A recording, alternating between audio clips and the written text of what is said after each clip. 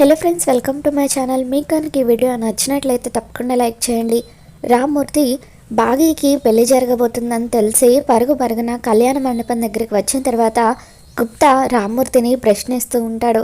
మీరేంటి ఇక్కడికి వచ్చారని చెప్పి అంటూ ఉంటే, ఈరోజు నా కూతురు పెళ్లి జరగబోతుందని పంతులు గారు చెప్పారు బాబు. ఇది దైవ నిర్ణయం అట. కానీ నా కూతురు పెళ్ళి ఎలా జరుగుతుందో ఏంటో ఏమీ అర్థం కావడం లేదు. అందుకే చూద్దామని వచ్చాను. తాళి కట్టడం ఇంకా పూర్తవ్వలేదు కదా బాబు అని చెప్పి రామ్మూర్తి గుప్తాని అడగడంతో, లేదు పెళ్ళి తంతు ఇప్పుడే మొదలైందని చెప్పి గుప్తా అనడంతో రామ్మూర్తి పరుగున అలా లోపలికి వెళ్తూ గోర గీసిన గీతను చెరిపేస్తాడు. ఇక గోర గీసిన గీతను రామ్మూర్తి చెరిపేయడంతో ఆరు చాలా హ్యాపీగా ఫీల్ అవుతూ ఉంటుంది. విన్నారా గుప్తా గారు, ఈరోజు అద్భుతం జరుగుతుందని, బాగీ పెళ్ళి జరగబోతుందని పంతులు గారు చెప్పినట్టుగా ఆయన చెప్పారు. అంటే నిజంగానే గెలుపు నా వైపు ఉంది. నేనిప్పుడు లోపలికి వెళ్ళి ఆయనతో బాగీ పెళ్ళి చేస్తాను అని చెప్పి ఆ భగవంతుడు కూడా నా ద్వారా ఈ పెళ్ళి జరిపించాలని కోరుకుంటున్నాడు. కాబట్టే ఆయన ద్వారా ఈ గీతను చెరిగేలాగా చేశాడు. ఇప్పుడు నేను లోపలికి వెళ్తాను, నన్ను ఎవరు ఆపలేరు అని చెప్పి ఆరు లోపలికి ప్రవేశిస్తుంది. ఆరు మండపం దగ్గరికి వెళ్ళేసరికి అమర్ చాలా బాధగా మండపం మీద కూర్చొని ఉంటాడు. ఇక అమర్ బాధను చూసి ఆరు కూడా ఎంతగానో బాధపడిపోతూ ఉంటుంది. లేదండి, ఇక మీదట మీకు సంతోషం మాత్రమే ఉంటుంది. బాగి మీ జీవితంలోకి వస్తే కుటుంబం అందరినీ సంతోషంగా చూసుకుంటుంది. నేను లేని లోటు తప్పకుండా తీరుస్తుంది అని చెప్పి, ఇంతకీ బాగి ఎక్కడా కనిపించడం లేదు అని చెప్పి చుట్టుపక్కల అంతా కూడా చూస్తూ ఉంటుంది. బాగి ఒక చోట కనిపించడంతో బాగి దగ్గరికి ఆరు వెళ్తుంది. బాగి ఆరుని చూసి ఒక్కసారిగా షాక్ అవుతుంది. ఏంటక్క ఇన్ని రోజులు ఏమైపోయారు, అసలు కనిపించనే లేదు. నేనేమో పిల్లలకి ఈ పెళ్ళి ఎలాగైనా సరే ఆపుతానని మాటిచ్చాను, కానీ ఎలా ఆపాలో ఏమీ అర్థం కావడం లేదు. కాసేపు అయితే ఆయనకి ఆ మనోహరికి పెళ్ళి జరిగిపోతుంది. ఎట్టి పరిస్థితుల్లోనూ ఆ పెళ్ళి జరగడానికి వీల్లేదు. అంత మంచి మనిషికి అన్యాయం జరుగుతుంది అని చెప్పి బాగి అంటూ ఉంటే, నిజంగా ఆయన అంత మంచివారా అని చెప్పి ఆరు అడుగుతుంది. అవునక్క, ఆయన ఎంత మంచివారంటే ఏ ఆడపిల్లనైనా సరే నువ్వు ఆయన్ని పెళ్లి చేసుకుంటావా అని అడిగితే కళ్ళు మూసుకొని ఓకే చెప్తుంది అని చెప్పి బాగి అంటూ ఉంటుంది. మరి నువ్వేమంటావు, నీకు ఆయన్ని పెళ్లి చేసుకోవడం ఇష్టమేనా అని చెప్పి ఆరు అడుగుతుంది. ఏంటక్క మీరేం మాట్లాడుతున్నారు, నేను ఆయన్ని పెళ్లి చేసుకోవడం ఏంటని చెప్పి బాగి అంటూ ఉంటే, నేను నిజం మాట్లాడుతున్నాను, నువ్వు చెప్పు మిస్సమ్మ, ఒకవేళ నీకు గనక ఆయనని పెళ్లి చేసుకునే అవకాశం వస్తే నువ్వు ఆయన్ని పెళ్లి చేసుకుంటావా అని చెప్పి ఆరు అడుగుతుంది. ఇకప్పుడు బాగి, ఒకవేళ నేను ఆయనతో తాళి కట్టించుకోవడం వల్ల మనోహరి ఆయన జీవితంలోకి రాకుండా ఉంటుందంటే ఖచ్చితంగా నేను పెళ్లి చేసుకుంటాను.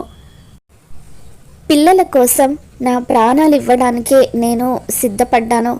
అటువంటిది ఆయనతో ఆ తాళిని కట్టించుకోలేనా అని చెప్పి బాగి అంటుంది. ఇక దాంతో ఆరు చాలా సంతోషపడిపోతూ ఉంటుంది. ఇప్పటి వరకు నేను నిన్ను మోసం చేసి ఈ పెళ్లి చేస్తున్నానేమోనని నాలో నేను చాలా బాధపడిపోయాను.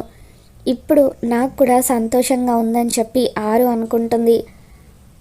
ఆయనతో తాళి కట్టించుకోవడానికి నేను సిద్ధమే అక్క, కానీ అందరి ముందు అలా ఆయన పక్కన పీటల మీద కూర్చొని కట్టించుకునే ధైర్యం నాకు లేదు, నా వల్ల కాదని చెప్పి బాగి అంటూ ఉంటే, ఆ ఏర్పాట్లన్నీ నేను చూసుకుంటాను, నువ్వైతే పెళ్ళికి ఒప్పుకున్నావు కదా అని చెప్పి ఆరు అంటూ ఉంటే, ఇక అప్పుడు బాగి ఇదేంటి, నేను అక్కకి ఇలా మాట ఇచ్చేశాను అని చెప్పి కంగారు పడిపోతూ ఉంటుంది. నేను ఇప్పుడే వస్తానని చెప్పి ఆరు మనోహరి గదిలోకి వెళ్తుంది. మరోవైపు పెళ్లి కూతుర్ని త్వరగా తీసుకురండి అని చెప్పి పంతులు గారు అంటూ ఉంటే, మనోహరి గదిలో నుండి బయటకు వస్తుంది. ఒక్కసారి బయటకు మండపం వైపు చూసేసరికి సౌరవ్ తన మనుషులతో ఒక దగ్గర కూర్చొని ఉంటాడు. ఓసై నీలా, ఏంటి ఇది, వాళ్ళు వెళ్ళిపోయారని చెప్పావు కదా, మరి ఇక్కడే ఉన్నారేంటి, కొంప ముంచేదానివి, కొంచెం ఉండుంటే వాళ్ళు నన్ను చూసేవాళ్ళు, ఈ పెళ్ళిని ఆపేవాళ్ళు అని చెప్పి మనోహరి కంగారు పడిపోతూ వెళ్ళి ఒక ముసుగు తీసుకొని రా అంటూ నీలాని ముసుగు తీసుకురమ్మని చెప్పి అంటూ ఉంటుంది. ఇక దాంతో నీల ముసుగు తీసుకువచ్చిన తర్వాత మనోహరి గదిలో రెడీ అవుతూ ఉంటే ఇక అప్పుడు ఆరు బాగీలోకి ప్రవేశించి మనోహరి గదిలోకి వెళ్ళి తను స్పృహ కోల్పోయేలాగా చేస్తుంది. నా భర్తకు, నా పిల్లలకు, నా అత్తమామలకు అన్యాయం చేద్దామని చూస్తావా?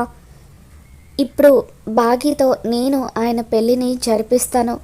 నువ్వు ఇంకెప్పటికీ నా కుటుంబంలోకి అడుగు పెట్టలేవు అని చెప్పి బాగీలోకి ప్రవేశించిన ఆరు అనుకుంటుంది.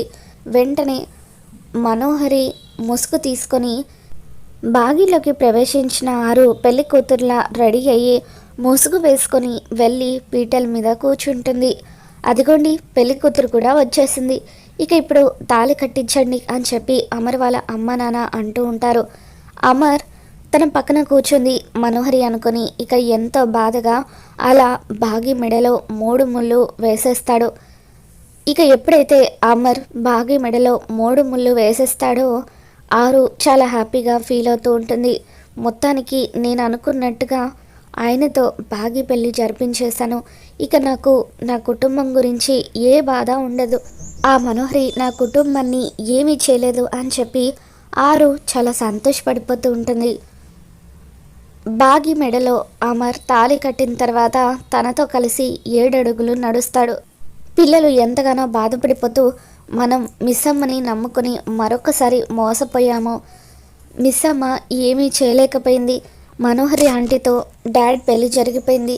ఇక మనం అనాథలం అయిపోయినట్టే అని చెప్పి పిల్లలు ఎంతగానో బాధపడిపోతూ ఉంటారు. బాగిలోకి ప్రవేశించిన ఆరు లోపల ఏమండి, ఏ భార్యకు కూడా రెండవసారి తన భర్త చేత తాళి కట్టించుకునే అదృష్టం రాదు. కానీ ఆత్మనైన నాకు బాగి రూపంలో మరొకసారి మీ చేత తాళి కట్టించుకునే అవకాశం దక్కింది. నిజంగా నేను ఎంతో అదృష్టవంతురాల్ని. మరొకసారి మీతో కలిసి 7 అడుగులు నడుస్తున్నాను అని చెప్పి ఇక అలా పెళ్లి తంతు ముగిసే వరకు ఆరు బాగి శరీరంలోనే ఉంటుంది.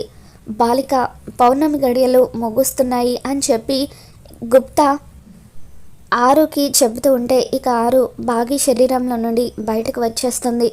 చాలా థ్యాంక్స్ గుప్తా గారు, ఇప్పుడు నాకు చాలా మనశ్శాంతిగా ఉంది అని చెప్పి ఆరు అంటూ ఉంటే మొత్తానికి నువ్వు చేయాల్సింది నువ్వు చేసేసావు. కానీ ఇప్పుడు నీ వల్ల ఈ బాలిక ఎన్ని నిందలు పడాల్సి వస్తుందో అది కూడా చూడు అని చెప్పి గుప్తా అంటూ ఉంటే ఇక ఆరు బాధగా చూస్తూ ఉంటుంది. ఇప్పుడు అమ్మాయి ముసుగు తొలగించవచ్చు అని చెప్పి పెళ్లి తంతు అంతా కూడా ముగిసిన తర్వాత పంతులు గారు చెప్పడంతో అమర్ వాళ్ళ అమ్మగారు వచ్చి బాగి మొహం మీద ఉన్న ముసుగును తీస్తుంది. బాగికి తలనొప్పిగా అనిపిస్తూ ఉంటుంది. తలంతా కూడా తిరుగుతున్నట్టుగా ఉండడంతో తలను ఇక అలా పట్టుకొని తన స్పృహలోకి వచ్చి చూసేసరికి అమర్ పక్కన పెళ్లి కూతురు గెటప్లో ఉంటుంది. తన మెడలో తాళి ఉండడం చూసి బాగి ఒక్కసారిగా షాక్ అవుతుంది. అలాగే మనోహరి ఉండాల్సిన ప్లేస్లో బాగిని చూసి అక్కడున్న వాళ్ళందరూ కూడా ఒక్కసారిగా షాక్ అవుతారు. ఇదేంటి మనోహరి ఆంటీ ప్లేస్లో మిస్సమ్మ కూర్చుంది అంటే మిస్సమ్మ ఇందాక మనతో ఈ పెళ్ళి ఆపడానికి తాళి కట్టించుకుంటాను అంది కదా, అందుకే ఇలా చేసిందా అని చెప్పి పిల్లలు మాట్లాడుకుంటూ ఉంటారు. రాతోడు బాగిని చూసి చాలా హ్యాపీగా ఫీల్ అవుతూ ఉంటాడు. మొత్తానికి సార్ పెళ్ళి మిస్సమ్మతో జరిగిపోయింది, నాకు చాలా ఆనందంగా ఉందని చెప్పి రాతోడు అనుకుంటాడు. అమర్ బాగిని చూసి ఒక్కసారిగా లేచి నిలబడి ఏంటి మిస్సమ్మ ఇదంతా అని చెప్పి అంటూ ఉంటే ఏమో సార్ నాకు కూడా అర్థం కావడం లేదు, అసలు నేను ఇక్కడికి ఎలా వచ్చానో అని చెప్పి బాగి అంటూ ఉంటే ఇకప్పుడు మనోహరి అక్కడికి వచ్చి నేను చెబుతాను, ఈ మిస్సమ్మ కావాలని నన్ను స్పృహ కోల్పోయేలాగా చేసి వచ్చి నా స్థానంలో కూర్చొని అమర్ చేత తాళి కట్టించుకుందని చెప్పి బాగి మీద నింద వేస్తూ ఉంటుంది. ఈ పెళ్ళి దొంగతనంగా చేసుకుంది కాబట్టి పెళ్ళి చెల్లదు అని చెప్పి మనోహరి అంటూ ఉంటే ఇకప్పుడు అమర్ వాళ్ళ అమ్మ నాన్న ఇద్దరు కూడా బాగిని సపోర్ట్ చేస్తూ ఏ విధంగా పెళ్ళి జరిగినా కూడా మిస్సమ్మకు అమర్కి పెళ్ళి జరిగిపోయినట్టే. ఎందుకంటే అమర్ మిస్సమ్మ మెడలో తాళి కట్టాడు, తనతో కలిసి 7 అడుగులు నడిచాడు. పెళ్లి తంత అంతా కూడా మిస్సమ్మతోనే జరిగింది కాబట్టి ఇప్పుడు మిస్సమ్మే అమర్కి భార్య అని చెప్పి కాదనే హక్కు ఎవరికీ లేదు అంటూ అమర్ వాళ్ళ నాన్నగారు అంటూ ఉంటే ఇక మనోహరి ఏమీ చేయలేక మౌనంగా ఉండిపోతుంది. అమర్ బాగి వైపు కోపంగా చూస్తూ సైలెంట్గా గదిలోకి వెళ్ళిపోతాడు. బాగి తన తాళి వైపు చూసుకుంటూ అసలు ఏంటిదంతా, ఎలా జరిగిందో నాకు ఏమీ గుర్తులేదు. నేను ఆయన పక్కన పెళ్లి కూతురుగా వచ్చి ఎప్పుడు కూర్చున్నాను, ఆయనతో తాళి ఎప్పుడు కట్టించుకున్నాను అని చెప్పి కొంపదీసి ఇదంతా నిజంగా నేనే చేశానా అని చెప్పి పెళ్ళాపడం కోసమే ఇలా చేశానా అని బాగి ఆలోచిస్తూ ఉంటుంది. మొత్తానికల్లా ఆరు వల్ల బాగి అమర్ల పెళ్ళైతే జరిగిపోతుంది. మరి ఈ వీడియో కనుక మీకు నచ్చినట్లయితే తప్పకుండా లైక్ చేయండి.